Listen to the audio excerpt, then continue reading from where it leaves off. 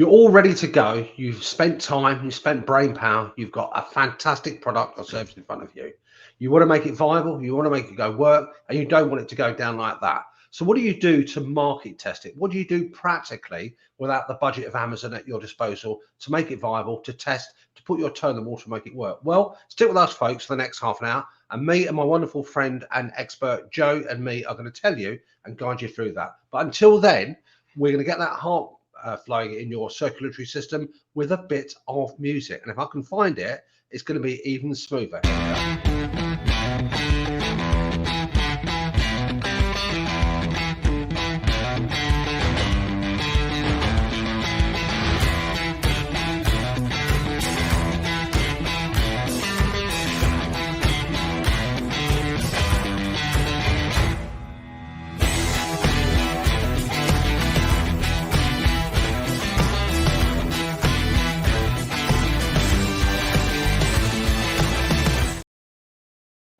Well, good evening, Joe. Hello, you just caught me swaying a little bit there to the music. Yeah, I think I was doing the same thing as well. I think we were actually doing that like a metronome in Yes, perfect harmony. we were, weren't we? But yeah, I don't know if StreamYard have changed something, because normally I can see you. I used to be able to see you, and now I can't. We can't see each other. I don't know. Maybe you've changed the settings secretly. Who knows? Who knows? This is the most technically able person in this office at the moment who might have done something, but we're here live. Are you on your own? Are you on your own? I am actually. All my teams have gone home for the day. So. Oh dear. Now, talking of testing things, it was a great intro, by the way, Mahmood. Thank you. So, yeah, you've got your great idea and you want to make it happen, but you want to ensure it succeeds and doesn't just flop. So what we're all about today is how do you test that idea? How do you make it viable so that when you do go out there with it, then you know that it's going to absolutely fly. Well, you know as best you can. So we've got some great tips. As always, we haven't consulted on each other with each other in terms of what tips we've each brought, because we like to surprise each other and keep it a bit organic, don't we?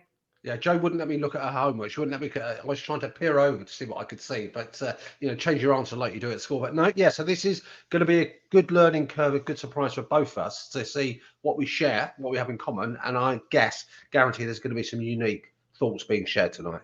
Yeah, definitely. So do you want to go first then? Yeah, certainly. I think before we launch into some practical tips, and it's all about practicality, folks. And if you're just coming on to watch us, by the way, put hashtag replay in there. If you've got some thoughts about how you should be testing products and services from your own experience, we'd love to hear that. I think the first thing to do is to make sure that you don't launch anything without actually dipping a toe in the water and testing it, because what we think is going to work, and I've done this like courses, for example, what you think is work, it's perfectly designed, it flops because people don't actually want it, I don't understand it. So I think the first thing is to do it on what I would call an MVP approach. So make sure you got something, whether it's a physical product or effectively it's a service that has what I would call the minimum customer thresholds, the minimum expectations, minimum requirements, build it and basically do it, get it out there in some respects. So whether you call it prototyping or MVP, I would imagine there's a difference between the two of them. That's one of the things that I would probably think carefully on. Yeah, so I think for me, normally a prototype is something you build as a demonstration of the concept, and it may not go anywhere. You might use it to get customer views on it and so on, but it's a really early thing. And then in terms of an MVP, what you're doing there is it stands for minimum viable proposition or minimum viable product, depending on which book you read and which term you prefer. And that's really saying, what must your new idea, your product or service, what must it have? What can it not go to testing without? And what do customers absolutely need to have? And what features, what characteristics? And viable means that it needs to work in the right way. And proposition is that. So is a proposition or a product. And what you're doing is you're eliminating the nice to haves. So you might get to those later in your innovation or product development roadmap. But when you're initially getting something out there to market, you want to test it, you park all the nice to haves and you focus on the must haves. And I think that's a great thing to start with, Mahmood. Yeah, I know. I think the key thing that is you're getting feedback from there, and feedback Yeah. is really a vital input. What was your one you're going to kick off with, Joe?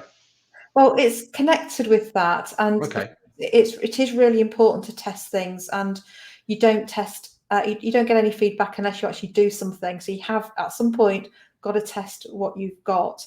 And my first point was really about emotion and really understanding, how your emotions are affecting your decision making in terms of this idea that you've got. So sometimes you can be so excited and carried away with what you've got that you see all the positives and Mm. you dismiss all the risks and all the downside. And, we need a bit of that to drive us through and to make things happen, right? And to take the jump and make the leap, all those things. But by the same token, sometimes we don't do things, we don't launch things, we keep things as an idea because we're afraid of what will happen if it fails. So emotion can work in both directions. So what we need to do is sort of detach from the emotional decision making and be objective, do what Mahmood has said and create a minimum viable proposition, and then test it and get some objective real life feedback in terms of what this is doing for customers and what, if anything, you need to change before you go bigger on it and launch it for real. Yeah, and I think within that objectivity, fantastic point, Joe. You've got to be receptive to feedback as well. I think so. If we're talking about the human aspect of practical testing, you've got to be receptive to feedback that comes back, because it may be something that you're hearing that doesn't quite fit, doesn't quite resonate, might be quite hurtful. You think, hang on, I've spent all this time and energy and emotion getting it across, and now people are telling me they don't like this and they don't like that.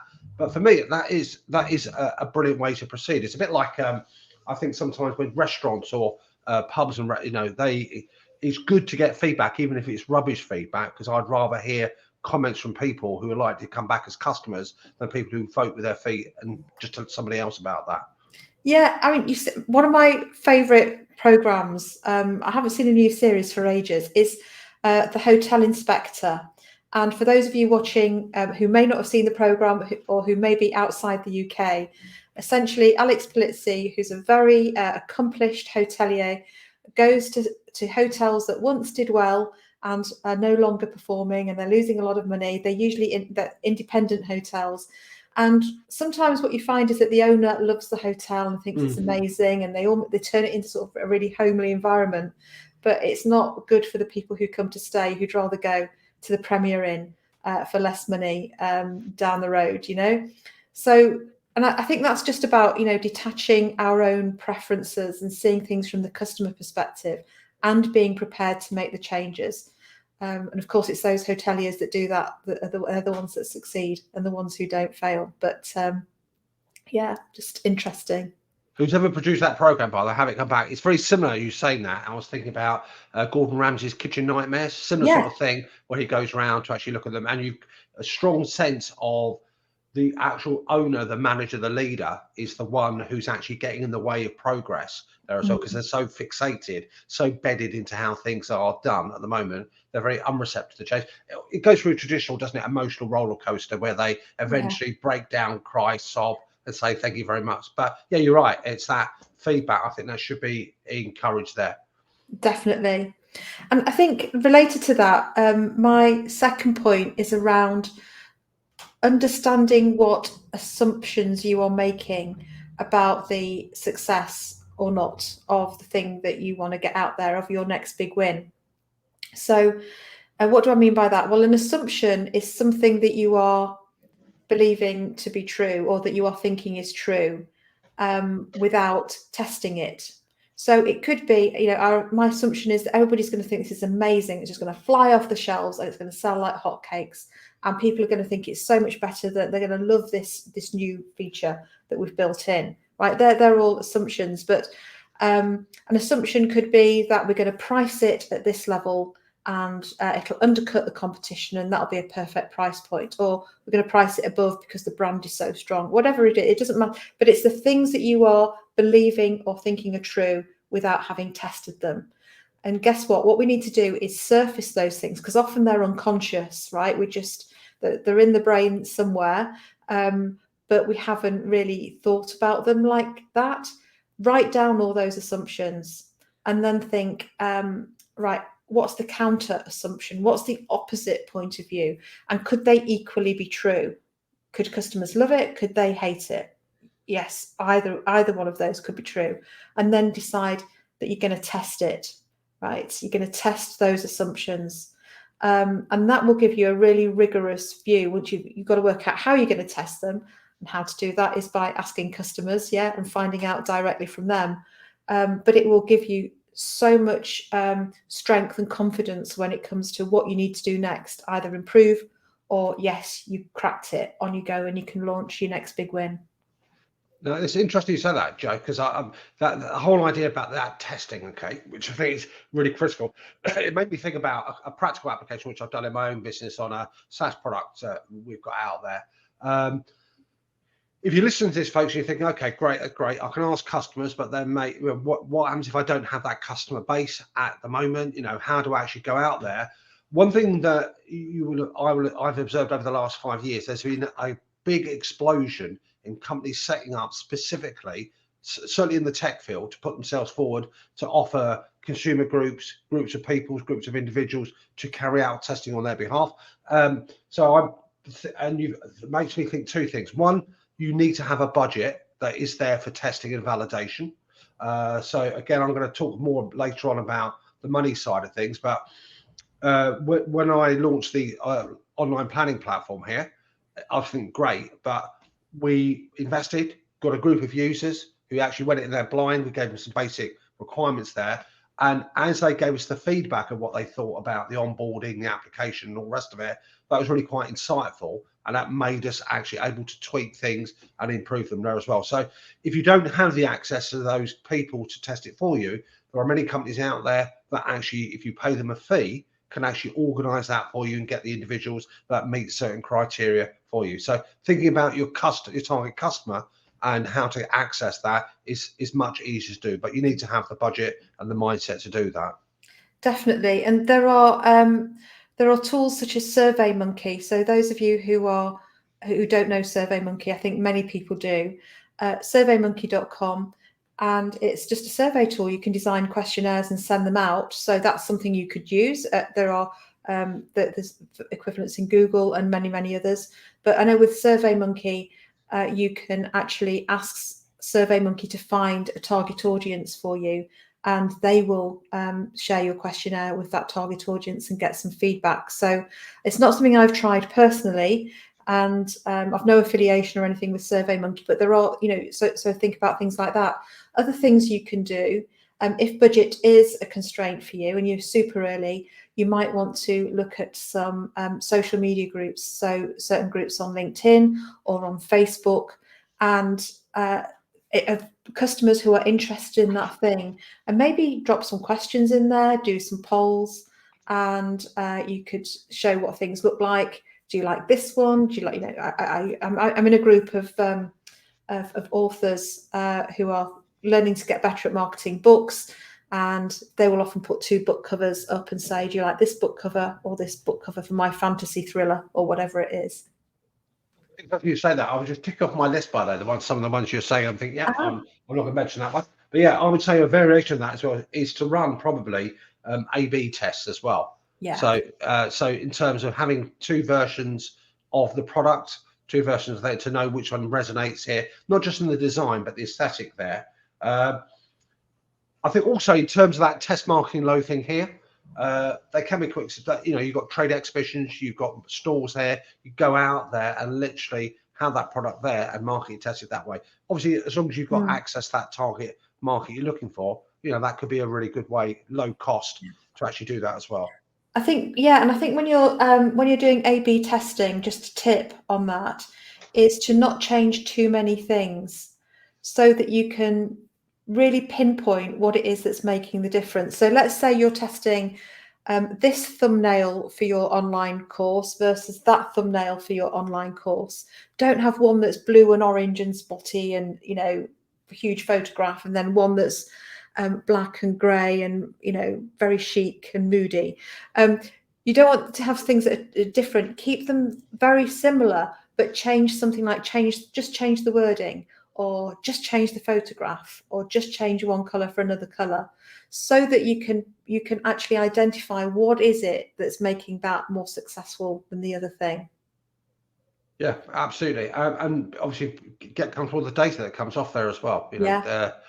You can obviously do things. You can be a shampoo company and actually base your commentary and your conclusions based on a very small sample set of about 25 people and one man and his dog, or you can go for a larger sample. Make sure your sample is representative. So there's got to be, if it's not you, make sure you're connected to somebody who can actually understand and interpret data as well. So collecting the data is really useful, but I think you've got to have the ability to actually interpret it, analyze, and understand what's going on there as well. I liked your idea about going to conferences, trade shows, exhibitions, and so on. And of course, sometimes, if you want to go to some of these really big ones, it can be very expensive. But what do you think about going there to sort of network, circulate, just going as an ordinary attendee and meeting Absolutely. people? I mean, if you think about when we went, when we were both in San Diego, same thing as her. You're networking, you're talking to find out what they're doing. You're talking to them about your own ideas and what might be coming through there. Your relationship building there, and that's a great way. You're going to get some people to say, "Oh, that's an interesting concept, interesting idea," and you can form that relationship. So yeah, it's another way. Networking. Yeah. I think the world is opening up more now, so there's more opportunity to go to events. There's more opportunity to test your ideas. So again, we're doing this, folks, across products and services. There is a similarity of approach that goes in there. I think on top of that, it's a good point you made about the Survey Monkey. I have used it, by the way, and I have actually done a major survey where I've actually paid people to participate in it as as well. How did that go? Tell us a bit about that, because I didn't know that. So I'm interested in that. I did a survey on what was it on? I think it was something about people's reactions to finance numbers, accounts, and just trying to delve into people's money mindset here.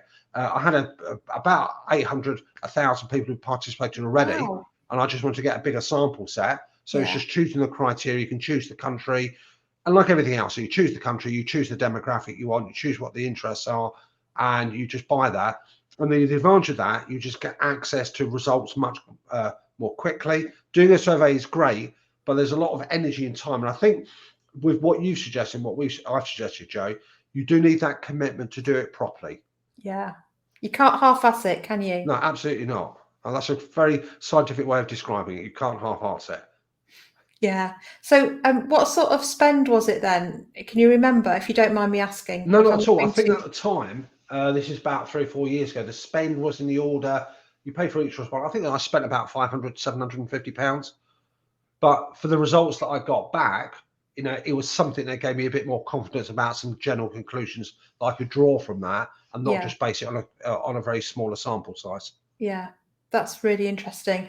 And could you pinpoint, like you wanted businesses to answer, or people in a certain, demographic, those sorts of things? You could do, and you say about survey, we're not salespeople, by the way, folks. No, we're not. We recommend, we don't get affiliates. Survey Monkey, you can do this with other tools, can't you? So 100%. yeah. And I would probably say there are more people out there, the more organisations out there, because what I've noticed over the last 5-10 years here, that slight diversions, is lots more companies have done what's called a lot of data mining. So they've actually extracted information from a variety of sources here, built up data profiles, built up consumer and sort of business data there as well. And then once you've got that pool of data, it's easier then for somebody to say to a client, "Oh, do you want us to ask questions of this particular demographic?"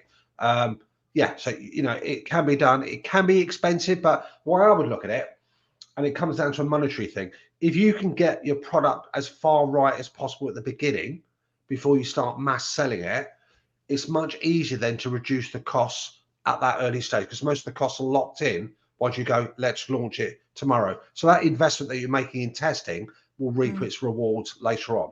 Yeah, I agree. I think there's one exception to that, which is some software products or app products where it's just easy to improve and build and test on the fly, where you're playing around with sort of coding and software rather than a sophisticated engineering design, shall we say, that would have to be reconfigured if you were to to change something. But I think that's right. Get it as good as you can before you go big. But in the process of getting it as good as you can, use lean principles. So we've talked about this many times before, but we can't say it enough.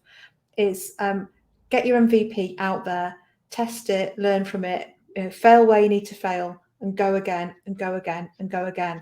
And it's about keeping going and doing a bit more and a bit more and a bit more. And actually, you get there faster, you get there better, and you get closer to what customers want with less risk.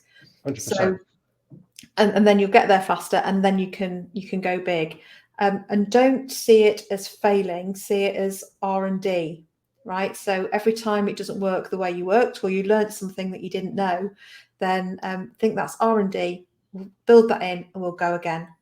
Yeah, and if it's good enough for Thomas Edison, it's good enough for us as well. Definitely, yeah. Have you heard of the on that one, Joe? I would also say things like what they call like pre-offers can be quite good. Initial sort of crowdfunding can be quite a good way of doing that as well, to actually get that relatively low cost. You actually get those groups there. I was just picking up on something you were saying about software, and I always think about Microsoft. If Microsoft ever built aircraft, how they developed their software to get to the size they did was literally get it up to a certain MVP, get it out there, and actually fix it as they go along. And it's a model that worked very well for them. And I think it's a model that's emulated by a lot of software companies now. Airline companies, get it out there, minimum MVP, get the feedback, encourage that feedback, and develop and iterate as you go along. Yeah, and that, if you are a consultancy business and you've got some programs or some toolkits or resources that you want to get out there, you can do the same. You can get some early versions out there, get some customer feedback, see how it's doing, and then keep improving that and building on that and go again. So and the same with products as well. If you think we're not all walking around with the same iPhone, right? I know, iPhone that's got sort of software stuff in it, but it's still a thing, isn't it? It's a hard, tangible item. But they look and feel very different from the very early ones. And very much the next one that comes out will look and feel different again. And goodness knows how many iPads I've had that have all been slightly different. So yeah, you can iterate. Always be in beta, right? Get your next best version out there, and then be working on the one that's going to come after that. I think on that basis, here's a do not. I've seen it happen, unfortunately, so many times where people try and over-engineer that. They have this idea that it's got to be perfect before they let anybody get to see it, anyone to touch it. It's not something, I think, an attitude that really does you many favors here. To actually over-engineer, to over-procrastinate there. You've just got to hold your nose, and you've just got to move it and get it out there. Even if it comes back with lots of negativity, you've got time to do something. But don't be your own worst enemy, and don't get in your way. Yeah, it is super costly to squirrel yourself away and invest in getting something right without any customer consultation on the journey, because then you go da and yeah, really, it's quite arrogant as well, isn't it? It's disappointing. You run a high risk of being disappointed. So that's why we do recommend those lean, those agile testing processes that we talked about earlier. And I think it's about also, you talked about, you said the word pre-order, I think, didn't you? I did, yeah. Yeah. So you can have a waiting list. This could be for anything. It could be for your new, shampoo, or that we're on, or tin of beans, or whatever, your new hotel, whatever it is that you're doing. Set up a waiting list for that and start to promote it. And then you can see how many people are interested. Plus, for some products as well, you can then match how many you're going to order for your first lot of sales to match the demand that you have got confidence, you're going to generate. So you can help work through your cash flow with that as well. But actually having somewhere where people can pre-order, sign up on a waiting list, and say they're interested in really spending their money on this is one of the best ways of testing it, I think. Yeah, it also validates that people are willing to exchange cash. It's easier to go from a founder's price, initial entry price, to move it upwards. Much more difficult than saying, here, have this product free of charge, and by the way, we're going to start charging for you. So you've got people who are willing to be part of that. I think our conversation, willing to be part of that cycle. Again, just going back to when I launched the financial planning platform, I did exactly the same thing. Had this notion of founders prices, because for me, it's more important to get that feedback and refinement than it is to actually, say that's it, it's finished. Yeah. And I think when you're asking people for opinions and what they think, it's good to ask family because you want their support, right? You want them to say, oh, yeah, we support you, and, it's a good thing, and give you encouragement, of course. And some of them will be honest. I asked, or I didn't actually ask for it, I just received some feedback from somebody who's a different generation, younger, substantially younger than I, on some YouTube thumbnails, and they said that they looked old-fashioned, and if I changed one thing, it would modernize it a lot. And I said, well, thank you, I think you're right, I think they would look more modern. My market is actually attracted to this because they are, they're in a different age group, and they like different things. So, and they've got the budget that your generation doesn't have, in terms of where they are in their careers at the moment. They haven't even started their careers yet. So it is really important that you ask people who are the people you want to buy your stuff, what they think of what you're putting out there, and not people who aren't representative. I was in some sort of YouTube mastermind thing, and it was brilliant. It was live. It was on Zoom with Nate from Channel Makers, who is fantastic, as part of Project 24. And we were all feeding back on each other's thumbnails. And there was a finance guy in there who gives investment advice and does YouTube, on what to invest in and how. And his thumbnails were very sort of investmenty, with currency signs and graphs going upwards, and a lot of people saying, yeah, but that doesn't do anything for me. But to be honest, I don't, were they into that thing in the first place? Do you see what I mean? I think that's the thing. Interesting is, ask the people who are likely to buy from you, but also I think when you do get feedback, which is good, you've got to be careful of analysing that feedback as well. Yeah, so it was really interesting to see how different people perceive things differently, and how they can see things differently from ourselves, and also be mindful that you need to ask the people who you want to buy from you as well. I think that's perfectly sensible. I mean, it's a bit extreme, but you wouldn't necessarily expect a butcher who's launching a new range of meat products to be targeting vegans and asking their opinion on that, or a brewery actually asking a team of Quakers what they think of the craft ale he's just launched. Yeah, and you say that, and you're so right, but the number of people who've said to me things like, I want to start a cake shop or a tea room because whenever I bake for family, everybody loves my cakes. Well, firstly, they might do. Secondly, they are possibly being polite some of the time. And thirdly, have you ever asked them to pay for it? And if they were strangers, would they pay for those cakes? It's all of that sort of thing, isn't it? Anyway, I'm getting on my high horse. I need to pipe down a bit, I think. You know what comes out of this though, Joe? I think I would add one more. I've got a few more. One more I would add is to make sure you've got somebody in your corner who's a critical friend, somebody who's actually there to offer straightforward, straight talking, their thoughts on that. It's your baby. It might be your product or service. So I know when we've talked here, and we might talk about different ideas we're up to, but we give each other sort of straight feedback and say, yeah, that's going to be really great, or you might want to think about that. And if you're not receptive to that, and we've been doing this for quite a few decades collectively, then I think you're probably in the wrong game. You've got to be receptive to knowing your own mind, but also being receptive to actually taking feedback that may initially not be what you want to hear. Yeah, I agree. And one of my final points is that sometimes we get contradictory feedback from very similar target customers, right? And I think sometimes there's no perfect answer. Sometimes we've just got to go for it. Read between the lines, use your intuition. You've done all the analysis.